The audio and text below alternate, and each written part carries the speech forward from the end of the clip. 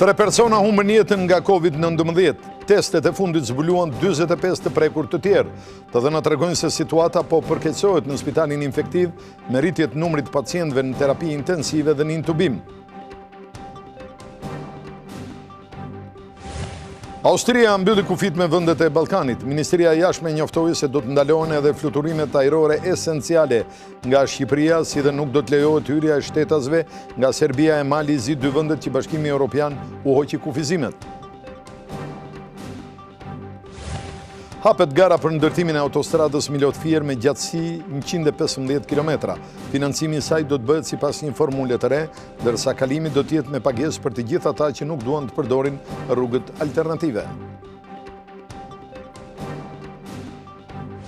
Gjermania mori sot presidencën e Bashkimit Evropian. Berlini i shpalli në listën e prioriteteve dhe negociatat me Shqipërinë e Maqedoninë e Veriut. Ambasadori gjerman në Tiranë bën thirrje për përmbushjen sa më parë të kushteve.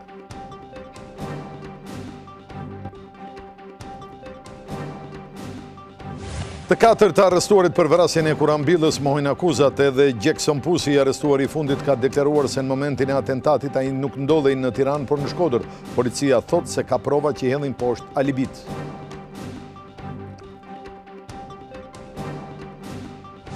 Të gjitha partitë maqedonase kundërshtojnë idenë e një kryeministri shqiptar. Zoran Zaev deklaron se është gati të bashkëpunojë edhe me opozitën e VMRO-DPMNE kundër Partisë Shqiptare të Bashkimit Demokratik për Integrim.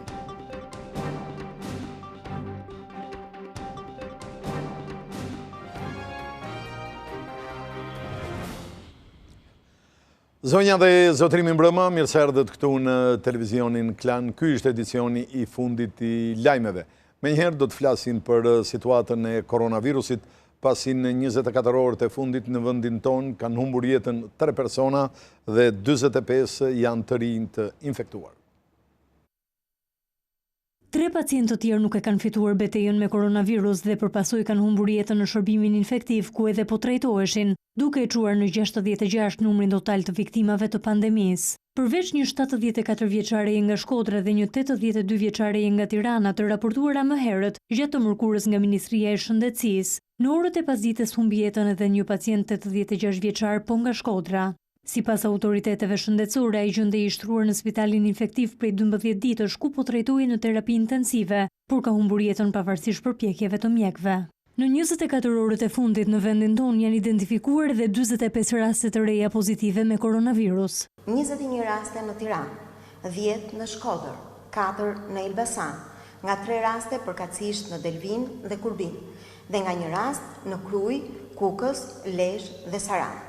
Rritja e rasteve me koronavirus dhe atyre që kanë nevojë për shërbime spitalore kanë rivënë sistemin shëndetësor në gatishmëri të shtuar. Në spitalin infektiv po trajtohen 71 pacient, 10 prej tyre janë në terapi intensive, ndërsa 2 janë të intubuar dhe në gjendje të rëndë. Që prej nisjes së qarkullimit të Covid-19 në vendin tonë janë infektuar më shumë se 2500 persona, 999 prej cilëve janë ende aktiv dhe potencial për të infektuar të tjerët nëse nuk izolohen. Flasim tani për qendrën e kujdesit shëndetësor në qytetin e Durrësit, e cila është mbyllur pasi 6 punonjës të saj rezultuan pozitiv. Njësia vendore kujdesit shëndetësor në Durrës është mbyllur për shkak se punonjësit e saj, përfshirë mjek dhe ndihmës mjek, janë urdhëruar të karantinohen në shtëpi, pasi disa prej kolegëve të tyre kanë rezultuar pozitiv me COVID-19. 6 punonjës të këtij institucioni, përfshirë edhe shoferin që i shoqëron gjatë kryerjes së detyrës, kanë rezultuar pozitiv. Janë pikërisht këta punonjës që kryejnë marrjen e tamponëve, bëjnë gjurmimin e rasteve të dyshuara, si dhe kontrollojnë zbatimin e protokollave të sigurisë kundër përhapjes së virusit. Kjo ka vënë në vështirësi këtë shërbim që pritet të bëjë zëvendësimin e punonjësve me qëllim që zinxhiri i gjurmimit epidemiologjik të mos ndërpritet në qytetin e Durrësit. Me kapacitet të reduktuar, po funksionojnë edhe shërbime të tjera në të gjithë drejtorinë e higjienës, ku ndodhet edhe njësia e mbyllur. Masat drastike janë marrë pasi punonjësit e prekur kanë kontakte të shpeshta me kolegët dhe bashkëpunëtorët e tyre, si dhe me qytetarët për shkak të gjurmimit epidemiologjik. Durrësi renditet qyteti i dytë pas Tiranës me numrin më të madh të rasteve aktive, që kapin shifrën e 201. Austria ka mbyllur kufijt me të gjitha vendet e Ballkanit. Austria ndalon të gjitha fluturimet me 6 vendet e Ballkanit Perëndimor për shkak të shtimit të rasteve të infektimeve me koronavirus. Vendimi prek fluturimet esenciale nga Shqipëria, Kosova, Maqedonia e Veriut dhe Bosnjë-Hercegovina. Vendimi vlen edhe për serbët dhe malezezët, për të cilët këtë të mërkur duhet të hiqeshin kufizimet e udhëtimeve në kushtet e pandemisë për të gjithë hapësirën Schengen, siç vendosën javën e kaluar ambasadorët e vendeve të Unionit. In einigen Ländern des Westbalkans Në disa vende të Ballkanit Perëndimor situata është përkeqësuar. Ndaj duhet të njoftoj sot këtu vendosjen e nivelit 6 të alarmit për udhëtimet për të 6 vendet e rajonit. Shtetasit që duan të hyjnë në territorin austriak duhet të izolohen në karantinë për 14 ditë ose të paraqesin rezultatet e analizave të kryera ditët e fundit për të vërtetuar se nuk janë të infektuar nga COVID-19. Me vendosjen e nivelit 6 të alarmit, që është edhe më i larti, qeveria austriake u bën thirrje shtetasve të saj të mos udhtojnë drejt Ballkanit Perëndimor, ndërsa atyre që ndodhen aktualisht në këto shtete u bëhet thirrje të largohen. Shtetet e Bashkuara të Amerikës e kanë lënë të gjithë botën pa ilaçin më të efektshëm deri tani të COVID-19. Administrata amerikane bleu 500.000 doza remdesivir, thuajse të gjithë prodhimin për 3 muaj të ardhshëm. Donald Trump i heq globit një prej mundësive më potenciale për kurimin nga koronavirusi. Administrata e tij ka bler mbi 500.000 doza të ilaçit remdesivir. Bëhet fjalë për të vetmin ilaç që autoritetet amerikane e kanë lejuar me ligj të përdoret për kurimin e të infektuarve. Kurimi për çdo pacient do të kushtoj $3.200 për 6 doza. Duke bler mbi 500.000 doza, Shtetet e Bashkuara kanë siguruar të gjithë sasinë e prodhuar nga firma farmaceutike amerikane Gilead për muajin Korrik dhe 90% të prodhimit për gushtin dhe shtatorin. Ndërsa për vendet e tjera të botës, ky ilaç nuk do të jetë i disponueshëm për këto muaj. Vendimi vjen kur niveli i infektimeve në Shtetet e Bashkuara të Amerikës ka arritur rekord absolut, mbi 40.000 persona në ditë. Remdesivir është një ilaç i prodhuar kundër ebolës, por që dështoi në testet klinike. Administrata amerikane vendosi ta testojë gjerësisht tek të infektuarit me koronavirus, duke nisur nga fundi i prillit. Ekspertët e shëndetësisë në Shtetet e Bashkuara thanë se ky ilaç ka qenë tepër rezultativ në kurimin e shpejtë të pacientëve. Edhe në Kinë remdesivir ka gjetur përdorim të gjerë kundër COVID-19-s. Megjithatë, mjekët në disa vende të botës thonë se remdesivir ka shfaqur shpeshherë efekte të rënda anësore.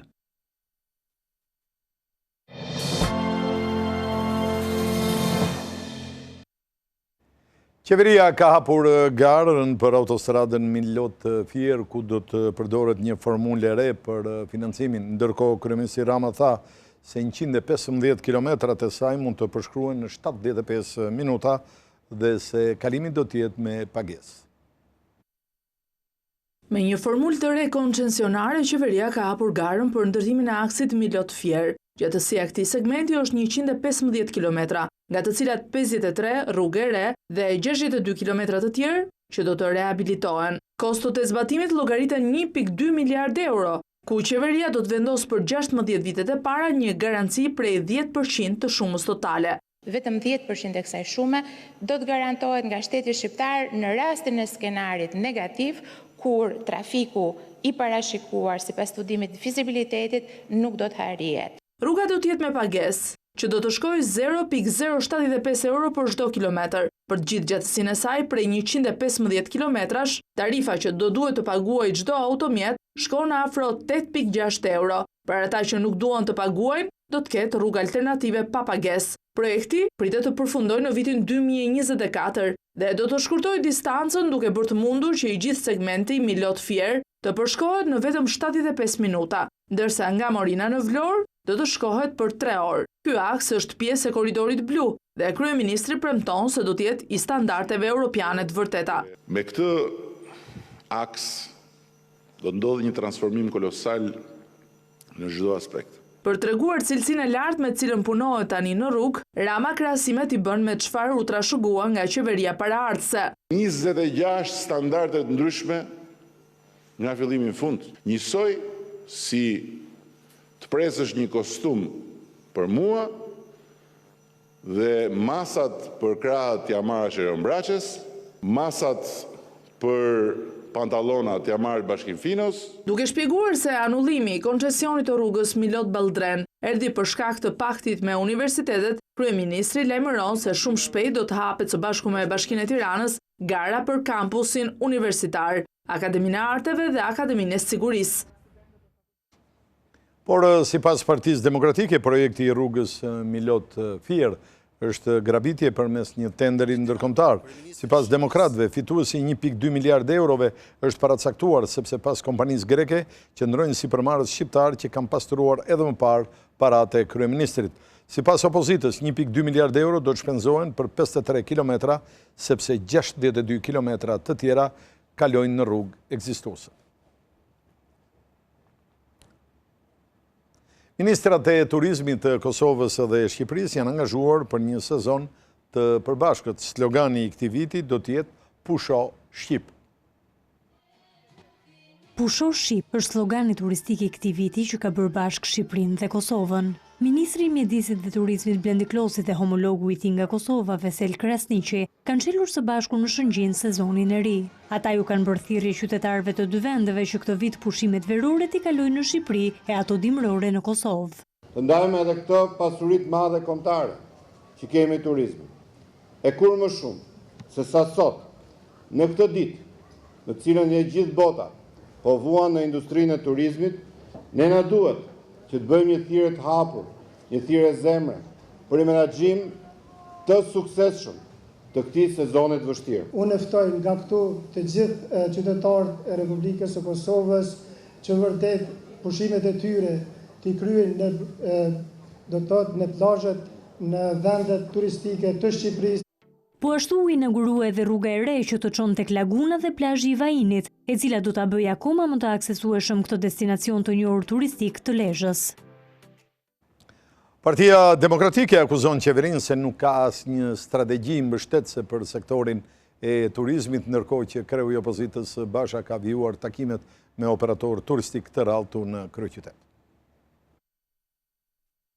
Në vijim të turit të takimeve me operatorët turistik, kryetari i Partisë Demokratike Lulzim Basha zhvilloi një bisedë me përfaqësuesit e këtij sektori që aktivitetin kryesor e kanë në Tiranë.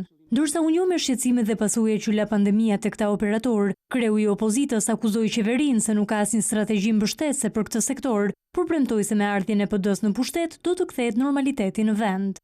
Mos prisni, t'ju premtojmë mrekulli, por ju premtoj normalitet. Në një vend që është në zgrip të anormalitetit, për shkak të dështimeve të qeverisë aktuale, qeverisja normale do të thotë në radhë parë sigurimi i rendit dhe i sigurisë publike. Karantinimi i inspektorëve tatimor, rendi dhe siguria, taksa e shesht 9% dhe rregullimi i licencave do të jenë sipas Bashës shtyllat e platformës së PD-s për turizmin. Përmirësimi urgjent i klimës biznesit, duke u hequr nga qafa inspektoratet taksidarët, burokracirat, lejet, autorizimet, thjeshtimi menjëhershëm i sistemit fiskal me taksat lehta, taksat përballueshme për ju dhe transparenca për shpenzimet publike. Kreu i PD-s shtoi se kriza e turizmit prek të paktën 200.000 qytetarë të punësuar në këtë sektor.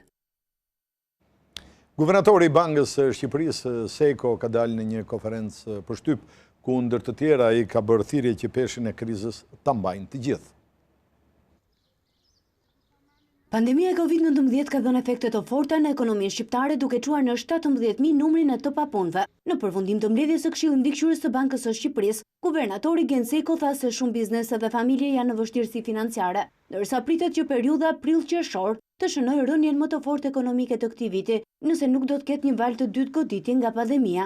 Ekonomia shqiptare humbi rreth 17.000 vende pune në këtë periudhë, ndërsa norma e papunësisë u rrit në nivelin e 11.4%.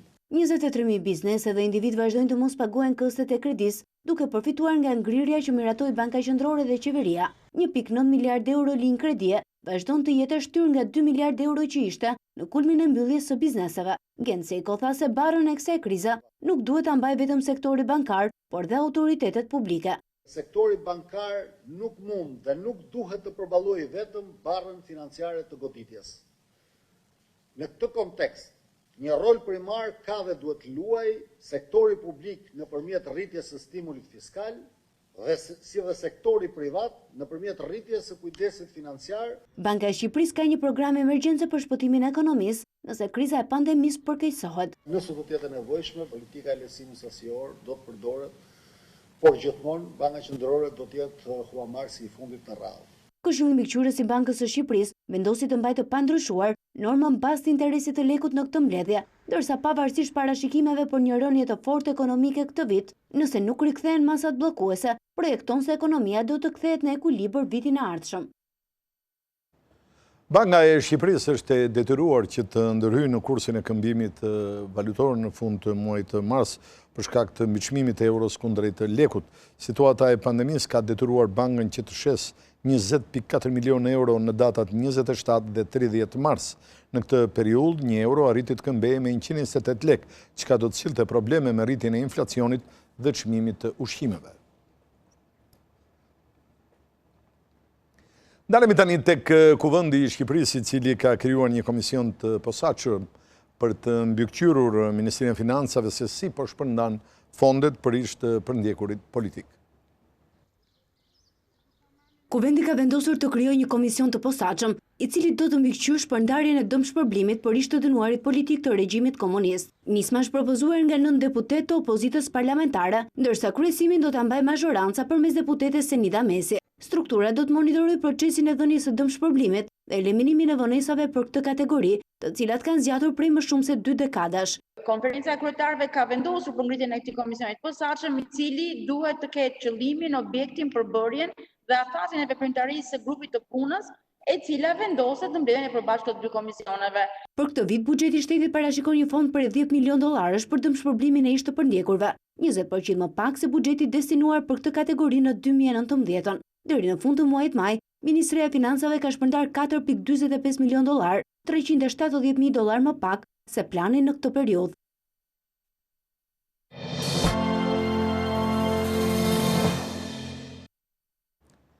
Gjermania mori sot presidencën e radhës Bashkimit Evropian. Hapja e negociatave të antarësimit për Shqipërinë dhe Maqedoninë e Veriut është një ndër objektivat e presidencës gjermane të Këshillit Evropian që nis këtë të mërkurë. Ky objektiv është prezantuar në programin e paraqitur nga qeveria gjermane për presidencën 6 mujore që i kaloi Gjermanisë nga Kroacia dhe që pritet të mbyllet në dhjetor të këtij viti. Ambasadori gjerman në Tiranë, Peter Zingraf, i bëri thirrje politikës shqiptare të angazhohet për përmbushjen sa më shpejt të kushteve. Kushtet e formuluara formalisht, të cilat ishin të parapërcaktuara edhe në vendimin e Parlamentit Gjerman, janë cilësuar si udhërrëfyes për kalendarin e reformave të Shqipërisë. Uroj që institucionet shqiptare t'i vendosin vetes objektiva ambicioze në zbatimin e këtyre reformave. Kushtet që duhen përmbushur përpara konferencës së parë të antarësimit janë thelbësore për vendin dhe do të duhet të ishin të zbatueshme në një periudhë të afërt kohore. Zingraf tha se Gjermania do të mbështesë Shqipërinë në procesin e antarësimit në Bashkimin Evropian me fjalë dhe vepra. Po ashtu qeveria gjermane premtoi mbështetje ekonomike për të gjitha vendet e rajonit në kapërcimin e pandemisë dhe pasojave të saj. Mbrojtja e klimës dhe avancimin në epokën digjitale janë të tjera prioritete kryesore të presidencës gjermane. Drafti i kornizës negociatave për Shqipërinë dhe Maqedoninë e Veriut është shpërndar për Këshillin e Europës, ndërkohë që komisioneri për zgjerim Oliver Varhej e quajti këtë një hap të rëndësishëm në rrugën drejt BE-s. Drafti i kornizave të negociatave për Shqipërinë dhe Maqedoninë e Veriut i është dorëzuar Këshillit Evropian nga Komisioni Evropian. Dokumenti përcakton udhëzimet dhe parimet për bisedimet e dy vendeve për të pranuar në BE. Komisioneri për fqinjësi dhe zgjerim Oliver Varheli e quajti këtë një hap të rëndësishëm në shtigjet e Shqipërisë dhe Maqedonisë së Veriut drejt Bashkimit Evropian. Ai theksoi se propozimet bazohen në metodologjinë e rishikuar të zgjerimit për ta bërë procesin e pranimit më të besueshëm. Mezi pres diskutimet me shtetet anëtare dhe mbajtjen sa më shpejt të konferencave të para ndërqeveritare me të dy vendet. E ardhmja e tyre qëndron qartë në Bashkimin Evropian dhe unë jam i bindur se ata do të vazhdojnë të zbatojnë reformat në rrugën e tyre të BE-s, siç kanë bërë deri më tani, shkruan Varheli në Twitter. Kornizat negociuese vendosin udhëzimet dhe parimet për negociatat e pranimit me secilin vend kandidat. Pasi shtetet anëtare të kenë miratuar kornizat e bisedimeve, kryesia e radhës e Këshillit të Bashkimit Evropian do të paraqesë pozicionin e përgjithshëm të BE-s së dakorcuar në konferencën e parë ndërqeveritare me secilin vend, duke shënuar fillimin zyrtar të negociatave të pranimit. Kornizat e bisedimeve do të bëhen publike në këtë fazë. Një grup deputetësh të majorancës kanë depozituar në kuvend draftin final të kodit të ri zgjedhor, i cili u hartua nga Këshilli Politik. Një ditë pas mbarimit të afatit të Komisionit të Reformës Zgjedhore në Parlament u depozitua dokumenti final me amendimet e bëra në kodin elektoral nga Këshilli Politik. Ndryshimet kanë ardhur si propozimi një grupi deputetësh dhe do të diskutohen në Komisionin e Ligjeve dhe jo në Komisionin e Posaçëm të Reformës Zgjedhore. Përmes një deklarate për mediat, opozita e bashkuar ka bërë të ditur se drafti është produkt i konsensusit mes palëve dhe kërkon miratimin e tij pa vonesa. Opozita jashtë parlamentare i bën thirrje qeverisë që t'i përmbahet angazhimit për votimin e reformës zgjedhore, pas një ndryshim dhe të heqë dorë nga manovrat apo provokimet që do të minonin konsensusin e arritur midis forcave politike. Por çfarësisht sjell dokumenti i ri për dakordsinë së cilit u desh ndërhyrja e drejtë për drejtë e diplomatëve të huaj në Tiranë, negociata të cilat udhëhoqën nga ambasadorja e Shteteve të Bashkuara Yuri Kim? Në draftin e ri, palët kanë rënë dakord që të ndryshojë periudha zgjedhore për ta shtrirë atë nga 15 prilli deri në 15 maj ose nga 15 tetori deri në 15 nëntor. Identifikimi biometrik i zgjedhësve është një tjetër risi që sjell ky kod, duke ia besuar monitorimin, implementimin, rekrutimin si dhe trajnimin e zyrtarëve zgjedhor nën komisionerit që do të jetë propozimi i opozitës. Ndërsa organi që do të mbikëqyrë të gjithë procesin elektoral do të ketë nga këto zgjedhje parlamentare një përbërje të re, duke e ndarë atë në 3 nivele, ndërkohë që krimet elektorale do të hetohen nga struktura e posaçme antikorrupsion. Por pavarësisht dakordisë së arritur në Këshill për miratimin e kodit elektoral në Kuvend, nevojitin 84 vota dhe sfida e radhës për mazhorancën është të bindë opozitën parlamentare, e cila e ka kushtëzuar atë me ndryshimin e sistemit, listave të hapura, heqjen e koalicioneve elektorale, si dhe pragun elektoral 5%. Reforma zgjedhore ishte në qendër të dy bisedave të ndryshme telefonike që ministri jashtëm italian Di Maio zhvilloi me kryeministrin Edi Rama dhe kreun e opozitës Lulzim Basha. Di Maio ftoi Ramën e Bashën t'i përmbahen kësaj marrëveshje për miratimin e ligjit në parlament përpara pushimeve verore. Çështjet që ende duhen diskutuar janë të rëndësishme, pohoi ministri, por duke theksuar se po kaq e rëndësishme është edhe ruajtja e një fryme konstruktive si dhe të qenit të hapur për dialog. Partia Demokratike i cilëson antikushtetuese zgjedhjet e 30 korrikut në për universitete. Sipas Selis Blu, qeveria i heq të drejtën e votës 75% të studentëve për të emëruar sipas saj në krye të rektoratit të Tiranës ish gjyqtarit me pasurit pa justifikuar Artan Hoxha. Partia Demokratike kërkon shtyrjen e procesit dhe hapjen e garës nga e para për të garantuar një proces të lirë e të ndershëm. Ndalemi tani tek kontrolli i lartë i shtetit, i cili ka përfunduar auditimin e veprimtarisë së Institutit Monumenteve të Kulturës lidhur me shëmbjen e godinës teatrit kombëtar. Sipas KLSH-s, qeveria ndryshoi kufit e qendrës historike të Tiranës, të cilat në mënyrë kontradiktore dhe të pavërtet fshehin kufit real të qendrës historike të kryeqytetit. Audituesit konstatojnë se ndryshimet nuk bazohen në studime të mirëfillta për përcaktimin dhe mbrojtjen e vlerave historike e kulturore të qendrës historike dhe zonës mbrojtëse të Tiranës. Nisur nga këto shkelje, kontrolli i lartë i shtetit propozon rindërtimin e godinës së teatrit kombëtar në të njëjtën zonë dhe me të njëjtin stil e pamje arkitektonike, sikurse e kishte.